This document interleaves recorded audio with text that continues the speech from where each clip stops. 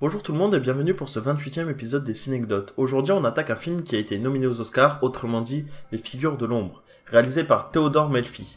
On retrouve au casting Taraji Henson, Octavia Spencer, Janelle Monáe, Kevin Costner ainsi que Kirsten Dunst. On enchaîne directement avec les anecdotes. Kevin Costner et Octavia Spencer se retrouvent enfin après le film émouvant Black or White. Parmi les producteurs, nous pouvons retrouver Pharrell Williams qui a aussi supervisé la musique du film. Le réalisateur, Theodore Melfi, a eu affaire à deux trios d'acteurs complètement différents. Le premier trio, c'est tout simplement le trio des Figures de l'Ombre, composé de 3 femmes, et le second trio est composé de 3 hommes, qui sont Morgan Freeman, Michael Caine et Alan Arkin, qui ont joué dans Braquage à l'ancienne, et c'est le réalisateur Theodore Melfi qui a signé le scénario. Alison Schroeder, la scénariste du film, a une relation toute particulière avec la NASA. En effet, lors de son cursus de haut niveau en mathématiques, elle a dû y effectuer un stage.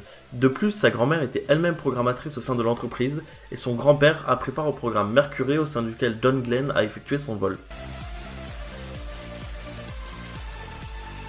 Theodore Melfi aurait pu réaliser Spider-Man Homecoming, mais il a préféré se consacrer aux Figures de l'Ombre.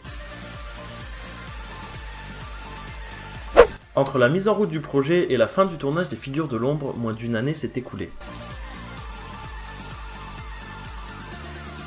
Janelle Monáe et Mahershala Ali figurent tous les deux au casting des Figures de l'Ombre et de Moonlight qui ont tous les deux été nominés aux Oscars. Le travail de Katherine Johnson est officiellement reconnu par la NASA depuis le 5 mai 2016, qui a inauguré son pôle de recherche informatique et de calcul à son nom. Pour être en accord avec l'esthétique de l'époque, la directrice de la photographie a utilisé d'anciens objectifs anamorphiques Panavision et de la pellicule argentique Kodak. Le film a été tourné à Atlanta, ce qui a permis au chef décorateur Wayne Thomas d'utiliser le Morehouse College, qui est une ancienne université pour noirs, pour l'extérieur de la NASA. L'agence spatiale avait été conçue pour fonctionner à la manière d'un campus universitaire, c'est pour ça que c'était vraiment le lieu idéal.